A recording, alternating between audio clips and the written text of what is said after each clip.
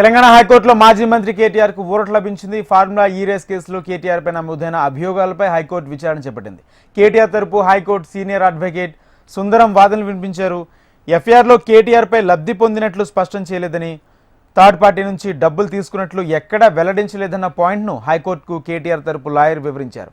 అయితే రాబోయే 10 రోజుల పాటు కేటీఆర్ను అరెస్ట్ చేయొద్దని, ఈ నెల 30 తేదీలోపు దీనికి కౌంటర్ దాఖలు చేయాలని ప్రభుత్వాన్ని హైకోర్టు ఆదేశించింది. తదుపరి విచారణ ఈ నెల 27కి వాయిదా వేసింది. అయితే ఏసీబీ తన విచారణను కొనసాగించవచ్చని ఈ సందర్భంగా హైకోర్టు స్పష్టం చేసింది. కేటీఆర్ గారి వాదనలు విన్న హైకోర్టు ఈరోజు చాలా స్పష్టంగా ఆ కేసులో ఎలాంటి ఇంగ్రీడియంట్స్ లేదు. 18వ తారీఖు నాడు కంప్లైంట్ ఇస్తే 19వ తారీఖు నాడు కేసు ఎట్లా రిజిస్టర్ అవుతుంది. కాబట్టి ఎవరైతే ఇన్వెస్టిగేషన్ ఆఫీసర్ ఉన్నాడో ఇందులో ప్రాపర్ గా ఇన్వెస్టిగేషన్ లేదు. ఈ యాంటీ కరప్షన్ అనేది ఏదైతే ఉన్నదో సెక్షన్లు పెట్టిన వాళ్ళు 13 సెక్షన్ 1 గాని బి గాని ఈ రెండు కూడా అప్లికబుల్ కావు. ఈ కేసులో ఎలాంటి నిజాలు లేవు అని చెప్పేసి కోర్టు నమ్మిన తర్వాత సరే వాళ్ళు కౌంటర్ వేస్తామని చెప్పారు. వాళ్ళు వాదనలు విన్న తర్వాత ఏం చెప్పిందంటే కోర్టు పూర్వపరాలు నమ్మిన తర్వాత 1 వీక్ 30వ తారీఖు వరకు, ఈ నెల 30వ తారీఖు వరకు కేటీఆర్ గారిని అరెస్ట్ చేయకుండా మరి తర్వాత వాళ్ళు కౌంటర్ వేస్తారు. తర్వాత కేటీఆర్ గారు కూడా ఏదైనా ఉంటే ఇన్వెస్టిగేషన్ కి సహకరించాలి అని చెప్పింది. కానీ ఆ కేసులో మరి జడ్జి గారు ఏ మాత్రం కూడా అంటే మేము చెప్పిన వాదనలు ఏంటి అంటే ఇందులో లంచం ఇచ్చిన వాడు లేడు, లంచం తీసుకున్న వాడు లేడు, అసలు ఈ సెక్షనే అప్లికబుల్ కాదు అని చెప్పేసి వాళ్ళు పూర్తిగా నమ్మటం జరిగింది. అది కేటీఆర్ గారు ఏంటి అంటే వారు మంత్రిగా ఉన్నారు కాబట్టి అడ్మినిస్ట్రేషన్ గ్రౌండ్ లో ఆ రోజు తెలంగాణ రాష్ట్రానికి మంచి పేరు రావాలి, అక్కడ ఉన్నటువంటి ఎవరైతే స్పాన్సర్ చేసే వ్యవస్థ ఉందో కంపెనీ ఉన్నదో వాళ్ళు వెనకకపోతున్నారు, నష్టాలు వచ్చినాయి, మాకు లాభాలు రాలేదనే ఉద్దేశంతో వాళ్ళు వెనకకపోతున్నారు. కాబట్టి బాధ్యత గల మంత్రిగా తెలంగాణ హైకోర్టులో మాజీ మంత్రి కేటీఆర్ కు ఊరట లభించింది. ఫార్ములా ఈ రేస్ కేసులో కేటీఆర్ పై నమోదైన అభియోగాలపై హైకోర్టు విచారణ చేపట్టింది. కేటీఆర్ తరపు హైకోర్టు సీనియర్ అడ్వకేట్ అరవింద్ సుందరం వాదన వినిపించారు. ఎఫ్ఐఆర్లో కేటీఆర్ పై లబ్ధి పొందినట్లు స్పష్టం చేయలేదని, థర్డ్ పార్టీ నుంచి డబ్బులు తీసుకున్నట్లు ఎక్కడా వెల్లడించలేదని పాయింట్ను హైకోర్టుకు కేటీఆర్ తరపు లాయర్ వివరించారు. అయితే మొత్తంగా ఇదే అంశానికి సంబంధించి పూర్తి సమాచారం మా ప్రతినిధి అమరేందర్ అందిస్తారు లైవ్ ద్వారా.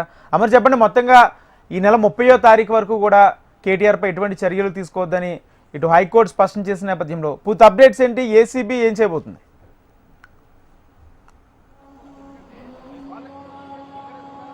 రాజేందర్, తెలంగాణ హైకోర్టులో మాజీ మంత్రి కేటీఆర్ కి స్వల్ప ఊరట లభించిందని చెప్పుకోవచ్చు. అతను క్వాష్ చేయాలని కూడా కేటీఆర్ తరపు న్యాయవాదులు గట్టిగా పట్టుబట్టి సుదీర్ఘమైన వంటి వాదనలు వినిపించిన నేపథ్యంలో మొత్తానికి వారం రోజుల పాటు ఇప్పటికే దీనికి సంబంధించిన విచారణను 27వ తారీఖు వాయిదా వేయడంతో పాటు విచారణకు సహకరించాలంటూ కూడా మాజీ మంత్రి కేటీఆర్ కు ఇటు ఆదేశాలు ఇచ్చింది. 30వ తేదీ వరకు అరెస్ట్ చేయొద్దంటూ కూడా హైకోర్టు ఆదేశించిన పరిస్థితులు అయితే ఉన్నాయి. అయితే మొత్తానికి ఇటు కేటీఆర్ సంబంధించిన ఫార్ములా ఈ కార్ రేస్ ఉందో దానికి సంబంధించి నమోదైనటువంటి ఎఫ్ఐఆర్, ఏసీబీ ఎఫ్ఐఆర్ సంబంధించిన సుదీర్ఘమైనటువంటి వాదనలు కొనసాగాయి. ముఖ్యంగా కేటీఆర్ తరపు న్యాయవాది సుప్రీంకోర్టు సీనియర్ కౌన్సిల్ అయినటువంటి ఎస్ సుందరం కూడా పూర్తిస్థాయిలో వాదనలు వినిపించారు. ఈ వాదనలకు సంబంధించి ఒకసారి చూసుకుంటే ముఖ్యంగా కేటీఆర్ పైన రాజకీయ కక్షతోనే ఏదైతే ఎఫ్ఐఆర్ నమోదు చేయించారు. ఎందుకంటే కేటీఆర్ ఎక్కడ కూడా లబ్ధి చేకూరలేదు. ఈ కేసుకు సంబంధించి కేటీఆర్ ప్రాథమికంగా A1 గా అతన్ని ముద్దాయిగా చేర్చారు కాబట్టి దీన్ని వెంటనే తీసివేయాలి, ఈ కేసుకు సంబంధించి క్వాష్ ఇవ్వాలి, లేకుంటే నాట్ టు అరెస్ట్ అన్న అంశానికి సంబంధించి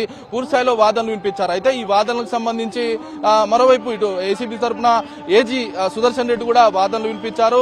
మొదట దర్యాప్తు చేసిన తర్వాతే ఆ తర్వాత గవర్నర్ కి ఫైల్ పంపించాం, ఫైల్ పంపించిన తర్వాతే ఏసీబీకి ఫైల్ వచ్చింది, ఆ తర్వాత ఎఫ్ఐఆర్ నమోదు చేశాం, దీనికి ఇంకా ముందు దర్యాప్తు చేసే అవకాశం ఉంది, దర్యాప్తుకు సహకరించాలి, కేటీఆర్ సహకరించకుండా కోర్టుకు వచ్చారన్న అంశాన్ని ప్రస్తుతం ఏజీ వాదనలు వినిపించారు. ముఖ్యంగా ఏదైతే ఈ కేసుకు సంబంధించి ముందస్తు అగ్రిమెంట్ లేకుండానే, అంటే అగ్రిమెంట్ లేకముందే, అగ్రిమెంట్ కాకముందే ఈ డబ్బులు అనేవి విదేశీ కంపెనీలకు సంబంధించి ఎఫ్ఈఓలకు చేరాయి కాబట్టి ఫార్ములా ఈ ఆపరేషన్ లోని కంపెనీలకు సంబంధించి ఒకవైపు దర్యాప్తు చేస్తామంటూ కూడా ఇప్పటికే ఏజీ కూడా వాదనలు కూడా వినిపించారు. మొత్తానికి సుదీర్ఘమైనటువంటి ఇరుపక్షాల వాదనల అనంతరం ఒక స్వల్ప ఊరట కేటీఆర్ కి లభించిందని చెప్పుకోవచ్చు.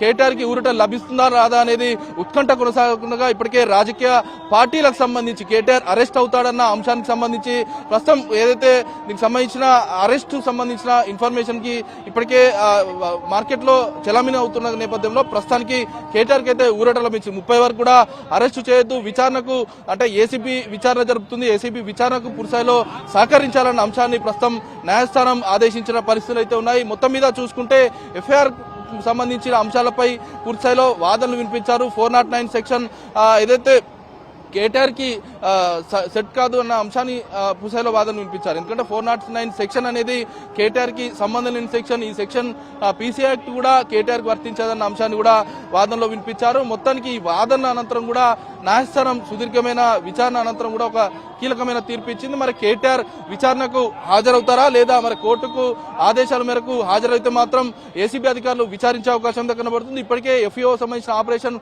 కంపెనీలు కావచ్చు, విదేశీకి సంబంధించిన ఆర్బీఐ హెచ్ఎండిఏ గైడ్ లైన్స్ లేకుండా 55 కోట్ల సంబంధించిన ధనాన్ని కూడా పూర్తిగా బదలాయింపులు జరిగాయి. కాబట్టి ఈ అక్రమ బదలాయింపులకు సంబంధించి పూర్తి స్థాయిలో ఏసీబీ ఒకవైపు దర్యాప్తు చేయనుంది. అయితే ఈ దర్యాప్తుకు సంబంధించి ఇప్పటికే కేటీఆర్ కి సంబంధించిన ఏదైతే అతను ఫైల్ సంతకం పెడితేనే అతను చెప్తేనే అక్కడ గతంలో ఉన్నటువంటి ఎంఏడి చీఫ్ సెక్రటరీకి సంబంధించిన అరవింద్ కుమార్, ఇప్పుడు ప్రజెంట్ మాజీ అధికారి ప్రస్తుతం ఐఏఎస్ అరవింద్ కుమార్ సంబంధించి అతనే ఫైల్ శాంక్షన్ చేశారు. మరోవైపు హెచ్ఎండివి చీఫ్ ఇంజనీర్ అయినటువంటి బిఎన్ రెడ్డి పూర్తి స్థాయిలో దీనికి సంబంధించిన ఏదైతే ప్రొసీడింగ్ కాపీలు కూడా రిలీజ్ చేశారు. ఈ కాపీలన్నీ కూడా మెన్షన్ చేసి ఎఫ్ఐఆర్ లో కూడా మెన్షన్ చేసిన పరిస్థితులు ఉన్నాయి. మొత్తానికి ఎఫ్ఐఆర్ ని క్వాష్ చేయాలంటూ కూడా కోరుతూ ప్రస్తుతం ఏదైతే వాదనలు వినిపించినా కూడా న్యాయస్థానం అయితే కేటీఆర్ కి అయితే ఊరట లభించిందని చెప్పుకోవచ్చు. అసలు జరిగిన వాదనలు ఏంటి అనేది తెలుసుకునే ప్రయత్నం చేద్దాం. ప్రస్తుతం హైకోర్టు సీనియర్ అడ్వకేట్ వర్మ గారు ఉన్నారు. అసలు ఏం జరిగింది వాదనకు సంబంధించి? అంటే ఏసీబీ వాళ్ళు కేసు ఎఫ్ఐఆర్ చేయడం జరిగింది.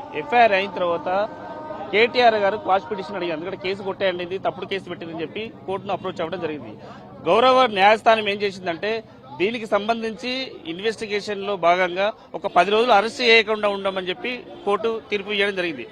మెయిన్ కేసు వచ్చి 27కి వాయిదా వేసిండ్రు. సో 30 తారీఖు వరకు అరెస్ట్ చేయదని చెప్పి ఇవ్వండి. దీనికంటే ముందు ఏం జరిగిందంటే ఎలక్షన్ కోడ్ ఉన్న సమయంలో వీళ్ళు ఏంటంటే ఈ అమౌంట్ అంటే మన హెచ్ఎండిఏకి సంబంధించిన అమౌంట్ ట్రాన్స్ఫర్ అయింది. ఎక్కడికి ట్రాన్స్ఫర్ అయింది? ఫారిన్ ఎక్స్చేంజ్, అంటే మన దేశం మన రాష్ట్రం నుండి వేరే దేశానికి ట్రాన్స్ఫర్ అయింది. సో ఆ కోణంలో వాళ్ళు ఇన్వెస్టిగేషన్ చేస్తున్నారు. ఆ ఇన్వెస్టిగేషన్ లో భాగంగా సమయం ఉన్నారు. ఎందుకంటే ఈ అంటే ఏసీపీ వాళ్ళకు కూడా సమయం అవసరం ఉంటుంది. ఎందుకంటే వాళ్ళు డాక్యుమెంట్ ఎవిడెన్స్ కలెక్ట్ చేసుకోవాలి, విట్నెస్ ను తీసుకోవాలి, విట్నెస్ స్టేట్మెంట్ రికార్డ్ చేయాలి, పంచ్ విట్నెస్ స్టేట్మెంట్ రికార్డ్ చేయాలి. ఇదంతా తీసుకోవడానికి టైం పడుతుంది.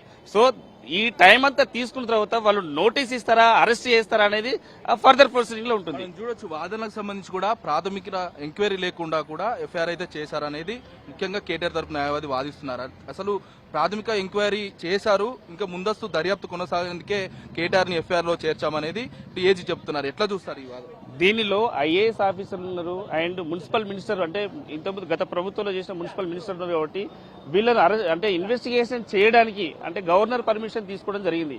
ఈ గవర్నర్ పర్మిషన్ తీసుకోవడానికి 1 వీక్ 10 డేస్ టైం పట్టింది. ఆ టైం తర్వాత వెంటనే గవర్నర్ రిపోర్ట్ ఇక్కడ రావగానే సీఎస్ గారు కంప్లైంట్ ఇవ్వడం, ఏసీపీ గారు కంప్లైంట్ ఇవ్వడం జరిగింది. మిస్అప్రియేషన్ జరిగింది, అమౌంట్ ట్రాన్స్ఫర్ బదిలీ అయిపోయింది కాబట్టి, గవర్నమెంట్ అమౌంట్ బదిలీ అయిపోయింది కాబట్టి ఇక్కడ ఇన్ఫర్మేషన్ లేదు కాబట్టి సీఎస్ గారు కంప్లైంట్ ఇవ్వడం జరిగింది. ఆ కంప్లైంట్ లో భాగంగా ఎఫ్ఐఆర్ నమోదు చేశారు. ఎఫ్ఐఆర్ నమోదు చేసిన వెంటనే వీళ్ళు క్వాష్కి వచ్చారు. ఈ క్వాష్కి వచ్చిన తర్వాత ఏమైంది, 10 రోజులు ఒక అరెస్ట్ చేయదని చెప్పి తీర్పు ఇవ్వడం జరిగింది. సో దీని తర్వాత ఏమైందంటే రైట్. Thank you Amar. ఇవి bulletin updates keep watching HM TV. వార్త ఆగదు, నిజం తాగదు.